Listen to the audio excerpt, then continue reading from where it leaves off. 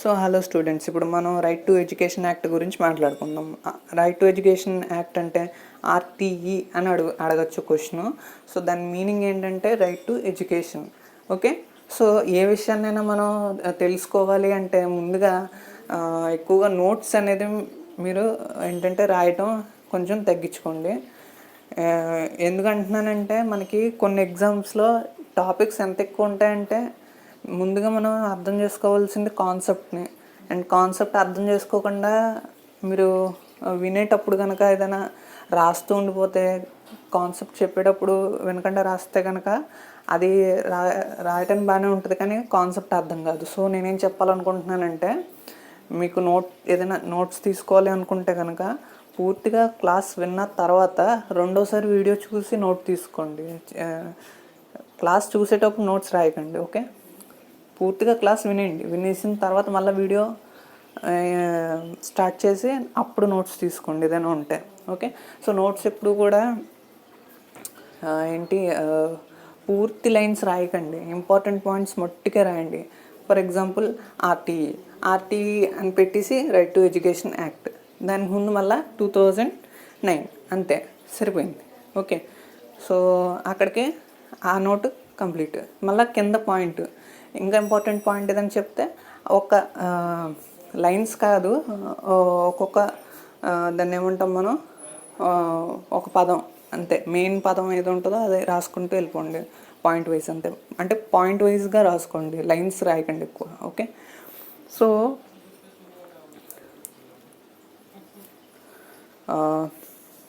మనకి ఆర్టీఈ యాక్ట్లో మనకి ఏంటంటే ఇది వచ్చి 2009లో మనకి ఈ యాక్ట్ పార్లమెంట్లో పాస్ అయింది. సో ఇక్కడ పార్లమెంట్ అంటే మనం గుర్తుపెట్టుకోవాల్సిన విషయం ఏంటంటే, మన లోక్సభ రాజ్యసభ రెండింటిని కలిపి మనం పార్లమెంట్ అంటాం. ఓకే, సో లోక్సభ ఇంకా రాజ్యసభలో కలిపి 2009 ఇయర్కి ఈ రెండు సభల్లో 2009 టైంకి పాస్ అయింది. ఓకే, సో మీకు ఈ క్వశ్చన్ ఇంకోలా కూడా రావచ్చు, పార్లమెంట్ కన్సిస్ట్స్ ఆఫ్ అని రావచ్చు. కింద ఆప్షన్స్లో ఏమొస్తాడంటే లోక్సభ, రాజ్యసభ, లోక్సభ అండ్ రాజ్యసభ, లేకపోతే నో ఆప్షన్ ఇస్ కరెక్ట్, ఇలాగ రావచ్చు ఆప్షన్స్లో.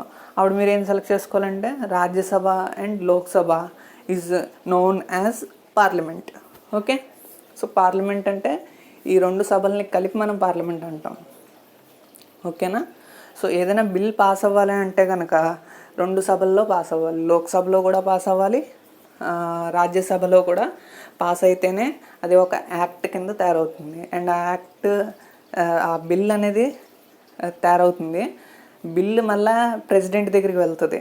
ఓకే, ఆ బిల్ ప్రెసిడెంట్ దగ్గరికి వెళ్ళాక ప్రెసిడెంట్ దాన్ని అప్రూవ్ చేసాక దాన్ని యాక్ట్ అంటారు. ఓకే, సో ఇక్కడ ఇది అంటే ఎందుకంటే ఇంకా అదే టాపిక్లో ఉన్నాం కాబట్టి నేను ఇంకా పార్లమెంట్ టాపిక్ కూడా చెప్పాను ఇప్పుడు. ఎందుకంటే ఇదంతా కూడా ఏంటంటే మీకు ఒక మూవీ లాగా అనమాట. ఓకే, ఒకదానికి ఒక సీన్కి ఇంకో సీన్కి రిలేటెడ్నెస్ ఉంటుంది. ఓకే, సబ్జెక్ట్ మనకి. సో ఒకటి తెలుసుకుంటే సరిపోతుంది. అండ్ నెక్స్ట్ వచ్చి మీకు ఇది ఆర్టికల్ 21A ఆఫ్ ఇండియన్ కాన్స్టిట్యూషన్లో దీన్ని మనకి దాని ద్వారా ఇంప్లిమెంట్ చేయడం జరుగుతుంది. ఆర్టికల్ 21A, ఇక్కడ ఆర్టికల్ అంటే మన కాన్స్టిట్యూషన్లో పెట్టిన ఒక సెక్షన్, ఒక పార్ట్ అనుకోండి. ఓకే, సింపుల్గా చెప్పాలంటే ఆర్టికల్ అంటే ఇప్పుడు మనకి ఒక బుక్ ఉంది, ఆ బుక్లో మనకి లెసన్స్ ఉంటాయి కదా, లెసన్ 1, లెసన్ 2, లెసన్ 3 ఇలాగ ఉంటాయి కదా. సో అలాగే కాన్స్టిట్యూషన్లో మనకి అవి లెసన్స్ లాంటివి. అంటే ఒక్కొక్క లెసన్ ఎలాగ ఉంటుందో కాన్స్టిట్యూషన్లో, రాజ్యాంగంలో కూడా మనకి ఆర్టికల్స్ అనేవి ఉంటాయి. ఓకే, సో దాంట్లో 21A అనే ఆర్టికల్ ద్వారా మనకి ఇది ఇంప్లిమెంట్ అవుతుంది. అండ్ ఇది మనకి ఎప్పటి నుంచి ఎఫెక్ట్లోకి వచ్చిందంటే 2010లోంచి. ఓకే, సో డేట్స్ మీరు గుర్తుపెట్టుకుంటే మంచిదే, పూర్తి డేట్, మంత్ ఇలాగా. బట్ నా ఒపీనియన్ ఏంటంటే ఇయర్ అనేది ఇంపార్టెంట్. ఇప్పుడు వరకు అడిగిన క్వశ్చన్స్లో అయితే ఇయర్ అడిగాడు. బట్ ఓకే, ఫస్ట్ ఇయర్ గుర్తుపెట్టుకోండి, తర్వాత డేట్ గుర్తుపెట్టుకోండి, సరిపోతుంది. ఓకేనా? సో మనకి బిల్ పాస్ అయింది అయితే 2009. సో ఈ యాక్ట్ని మనం ఆర్టీఈ యాక్ట్ 2009 అంటాం. కానీ ఇది ఇంప్లిమెంటేషన్ అయిన ఇయర్ మటుకు 2010. అంటే 2010 ఇయర్ నుంచి ఇది మనకి ఎఫెక్ట్లోకి వచ్చింది. అంటే 2010 నుంచి అందరూ ఈ యాక్ట్ని పాటించాలి అనే రూల్ వచ్చింది. ఓకేనా?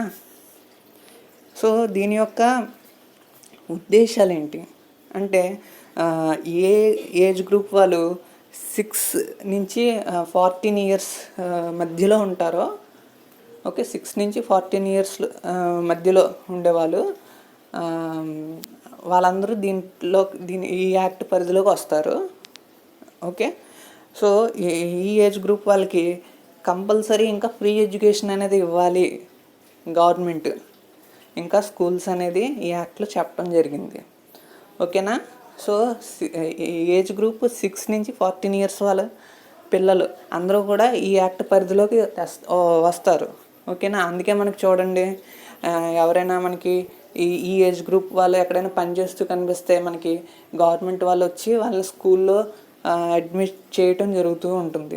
అంటే స్కూల్ వాళ్ళు చేయాలని ఏం లేదు, గవర్నమెంట్ ఆఫీసర్స్ ఎవరైనా వెళ్ళి చూసి అక్కడ ఈ ఏజ్ గ్రూప్ వాళ్ళు ఎవరైనా పనిచేస్తే వాళ్ళని ఆ పనిలోంచి మాన్పించేసి స్కూల్లో వేయచ్చు. ఓకే, అండ్ ఇంకో విషయం ఏంటంటే పేరెంట్స్ యొక్క బాధ్యత, ఈ ఏజ్ గ్రూప్ పిల్లల్ని చదివించడం అనేది వాళ్ళ యొక్క బాధ్యత అని ఈ యాక్ట్లో చెప్పడం జరిగింది. ఓకేనా?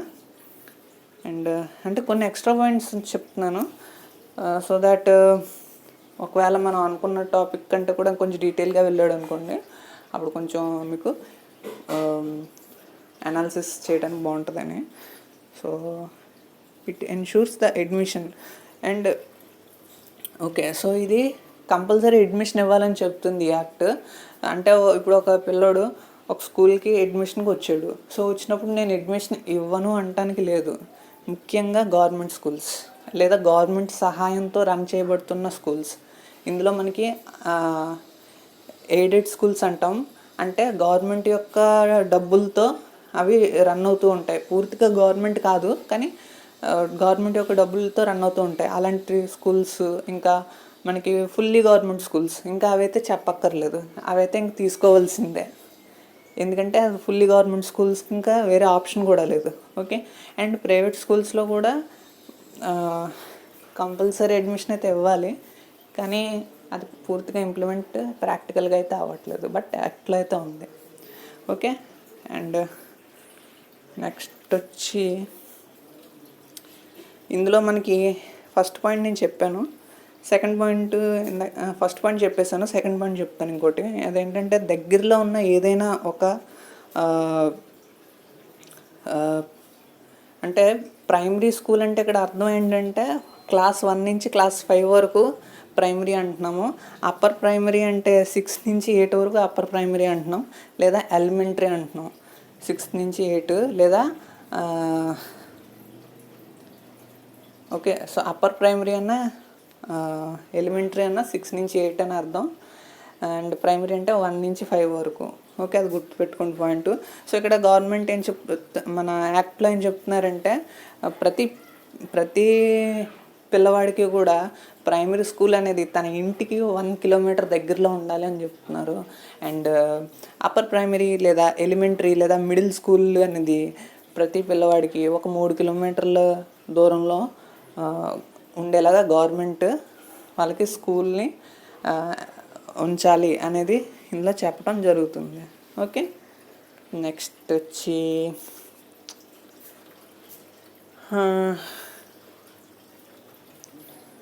సో క్వాలిటీ ఎడ్యుకేషన్ అనేది ఇవ్వాలి అని చెప్తున్నారు.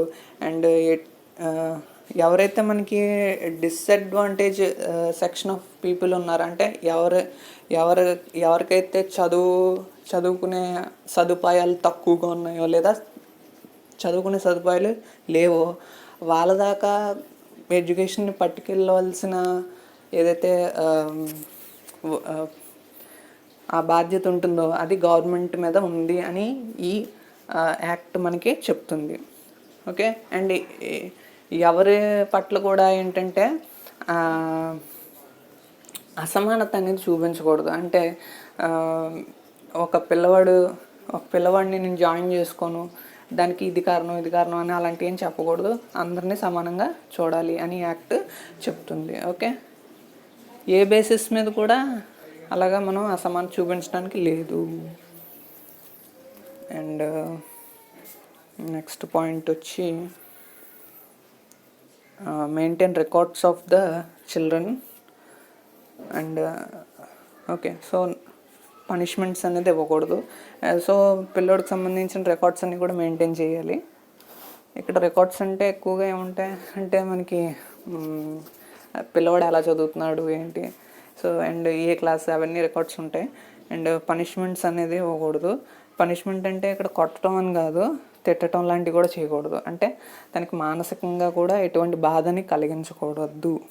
ఓకే, సో ఇది ఎంతవరకు ఇంప్లిమెంట్ అయిందంటే ప్రాక్టికల్గా మనకి చాలా డౌటే. ఓకే, సో ఇప్పుడున్న పరిస్థితుల్లో ఏంటంటే మనకి ఎక్కడ కూడా కొట్టటాలు లాంటివి అయితే తక్కువగానే ఉన్నాయి, కానీ మనకి సైకలాజికల్ పనిష్మెంట్స్ అయితే ఇప్పటికీ కంటిన్యూ అవుతున్నాయి. అదే మనం చాలా ఆలోచించవలసిన విషయం. ఎందుకంటే సైకలాజికల్ పనిష్మెంట్ అంటే ఏంటంటే ఎగ్జాంపుల్ చెప్తాను. మనకి ప్రైవేట్ స్కూల్స్ ఉన్నాయి కదా, గవర్నమెంట్ స్కూల్స్ మీరు తీసుకుంటే కనుక ఒక 4-5 కల్లా వదిలేస్తారు, పిల్లోడు వెళ్ళిపోతాడు, హాయిగా ఉంటాడు, ఆడికి బాధ లేదు. గవర్నమెంట్ స్కూల్ వాడికి పెద్ద బాధలు లేవు. ఓకే, అంటే ఉండొచ్చు, బట్ కనీసం 4-5కైనా వదిలేస్తారు కాబట్టి వాడి లైఫ్ వాడు చూసుకుంటాడు.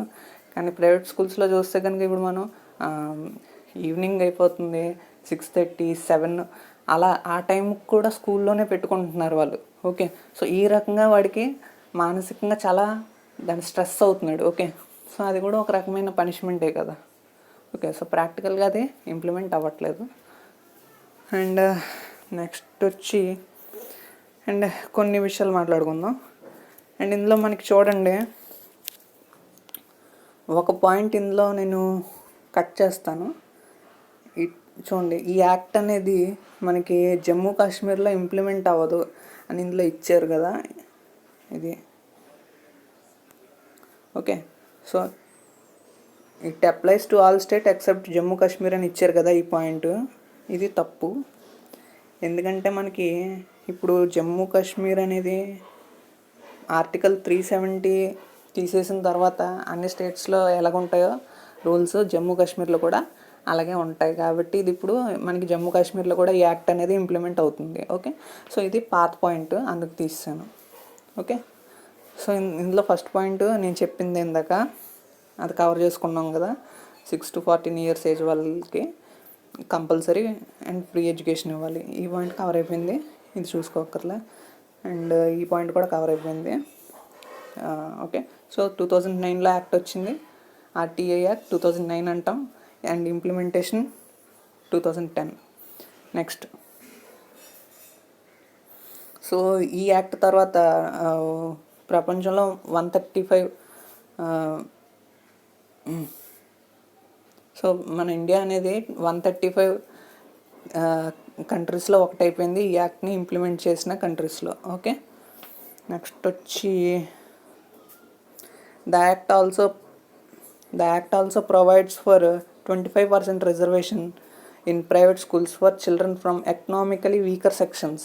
ఇక్కడ ఎకనామికలీ వీకర్ సెక్షన్స్ అంటే మనకి సాధారణమైన పిల్లలు ఎవరైతే ఉంటారో, ఎవరికైతే బాగా ఇన్కమ్ తక్కువ ఉంటుందో, ఓకే, ఎక్కువగా మనకి ఎడ్యుకేషన్కి ఎక్కువగా మనకి ఫీజెస్ అవి ఎక్కువగా కట్టలేరో వాళ్ళకి ఈ యాక్ట్ ఏం చెప్తుందంటే ప్రైవేట్ స్కూల్స్లో కూడా 25% సీట్స్ అనేది రిజర్వేషన్ ఇచ్చింది. అంటే 25% సీట్స్ తక్కువ ఇన్కమ్ ఉన్న పిల్లలకి, ఓకే, అంటే పేరెంట్స్ యొక్క ఇన్కమ్ తక్కువ ఉన్న పిల్లలకి అక్కడ 25% సీట్స్ అనేది ఉంచాలి అని చెప్పింది. ఓకే, కానీ అది ఇంప్లిమెంట్ అవ్వట్లేదు ప్రాక్టికల్గా. ఓకేనా, సో ఈ పాయింట్ని ఇంప్లిమెంట్ చేసిన స్కూల్స్ ఎక్కడైనా ఉంటే కనుక మనం మెచ్చుకోవచ్చు. ఓకే, సో బట్ నాకైతే ఎక్కడ కనిపించలే.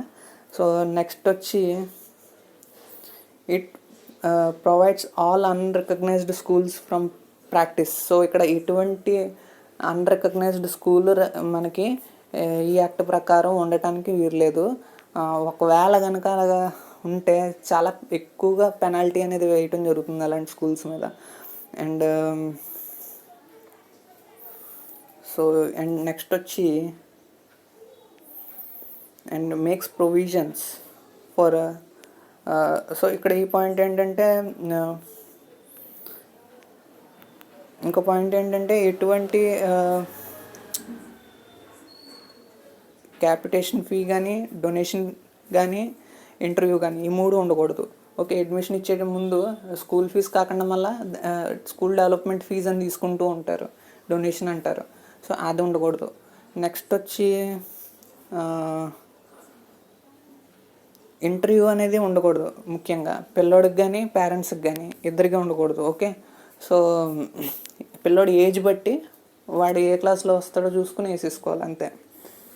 ఓకే, సో అండ్ అంటే బేసిక్గా ఈ ఇంటర్వ్యూ టెస్ట్లు ఇవన్నీ పెడితే ఏం చేస్తారంటే సబ్జెక్ట్ ఉన్నవాడిని వేసుకుంటారు, సబ్జెక్ట్ ఎక్కువగా రానివాడిని తీసేస్తారు. ఓకే, బట్ ఈ యాక్ట్ ఏం చెప్తుందంటే అందరినీ సమానంగా చూడాలని చెప్తుంది. ఓకే, సో అంటే నువ్వు సబ్జెక్ట్ వచ్చిన వాడికి సబ్జెక్ట్ చెప్తే వాడికి ఒక మార్క్ ఎక్కువ వస్తుంది నువ్వు చెప్పడం వల్ల, ఒక 2 మార్కులు ఎక్కువ వస్తాయి, ఒక 5 మార్కులు ఎక్కువ వస్తాయి, లేకపోతే ఒక 10 మార్కులు ఎక్కువ వస్తాయి. ఓకే, సో వాడు ఎలాగా వాడి పని వాడు చూసుకుంటాడు, వాడు చదువుకుంటాడు, అక్కడికి వాడి ఎడ్యుకేషన్ అయిపోతుంది. బట్ ఈ యాక్ట్ ఏం చెప్తుందంటే ఎవరికైతే రాదో ఒక పాయింట్ అంటే పూర్తిగా రాదని కాదు, కొంచెం అర్థం చేసుకుని అండ్ ఇంకా ఎవరైనా చెప్తే అర్థం చేసుకుని చదువుకునే వాళ్ళు కూడా ఉంటారు. సో అలాంటి వాళ్ళకి కూడా సమానమైన అవకాశం ఉండాలని యాక్ట్ చెప్తుంది. ఓకే, సో అలాగా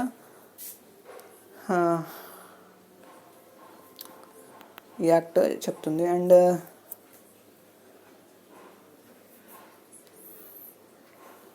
నెక్స్ట్ వచ్చి ఈ పాయింట్ ఇప్పుడు ఈ లాస్ట్ పాయింట్ ఉంది కదా, ఈ లాస్ట్ పాయింట్ ఇప్పుడు కొంచెం మనం పక్కన పెట్టాం. ఎందుకంటే దీన్ని బట్టి ఏంటంటే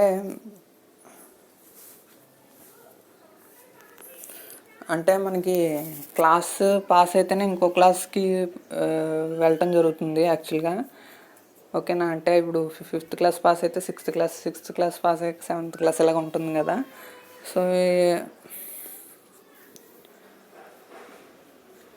సో ఏంటంటే ఈ యాక్ట్లో ఒక ప్రొవిజన్ ఇంకోటి పెట్టారు ఏంటంటే కంపల్సరీ పాస్ అవ్వాలని లేదు, ఒకవేళ పాస్ అవ్వకపోయినా సరే నెక్స్ట్ క్లాస్లోకి వెళ్ళిపోవచ్చు అని ఒక ప్రొవిజన్ పెట్టారు.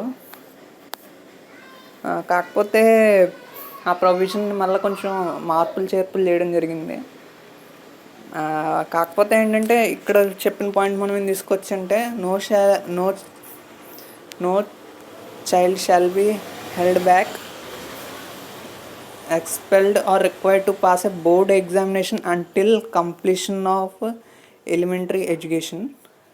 ఈ పాయింట్ ఈ లాస్ట్ పాయింట్ కరెక్ట్. ఏంటంటే ఎలిమెంటరీ ఎడ్యుకేషన్ అంటే 8th క్లాస్ అవ్వకముందు ఎటువంటి బోర్డ్ ఎగ్జామ్ అనేది ఉండకూడదు. ఓకే, బోర్డ్ ఎగ్జామ్ అంటే మనకి 10th క్లాస్ లైక్ అలాంటి ఎగ్జామ్స్ అంటే గవర్నమెంట్ లెవెల్లో కండక్ట్ చేసే exams, board exams 8th class కంటే ముందు ఉండకూడదు. సో అవి అలాగా లేవు ఇప్పుడు. ఓకే, సో ఇప్పుడు అది మన స్టేట్స్కి అయితే వర్తించదు. బట్ ఎనీహౌ, సో ఈ పాయింట్ గురించి పెద్దగా మనం ఇప్పుడు చూడక్కర్లేదు అనుకుంటున్నా. ఎందుకంటే ఎగ్జామ్ పాయింట్ ఆఫ్ వ్యూలో ఇక్కడి నుంచి క్వశ్చన్స్ తక్కువ రావచ్చు. బట్ అయినా సరే పూర్తిగా యాక్ట్ గురించి తెలుసుకోవాలి కదా, సో అందుకు చెప్పాను. అండ్ నెక్స్ట్ పాయింట్ వచ్చి సో ఆ విధంగా మనం కంప్లీట్ చేసుకున్నాం. ఓకే, సో అయితే ఇది మనకి ఆర్టీఈ యాక్ట్ 2009. ఓకే, సో చిన్న వీడియో చేద్దాం అనుకున్నా, పెద్ద వీడియో అయిపోయింది. బట్ ఎనీహౌ ఒకసారి డిస్క్రిప్షన్ చూడండి. సో డిస్క్రిప్షన్ చూస్తే కనుక దీని నుంచి ఏమైనా ఉంటే పాయింట్స్ అది పెడతాను. అండ్ ఇంకా డీటెయిల్గా కావాలంటే ఆర్టీ యాక్ట్ మీద ఇంకో వీడియో ఉంది ఒకటి, అదొకటి పెడతాను లింక్. అండ్ సో అదనమాట. సో అలాగ మనం ఆర్టీ యాక్ట్ని అర్థం చేసుకోవచ్చు. Okay, so thank you students. And ఇంకో విషయం ఏంటంటే మనకి ప్లేలిస్ట్ అనేది ఒకసారి చూడండి. ప్లేలిస్ట్లో నేను టాపిక్ వేసి పెడతాను, సో దట్ ఇంకా మీకు అంటే ఏ టాపిక్ నుంచి వస్తున్నాయి క్వశ్చన్స్ ఏంటి అనేది తెలుస్తుంది. సో టాపిక్ వైజ్గా వెళ్దాం. And thank you students.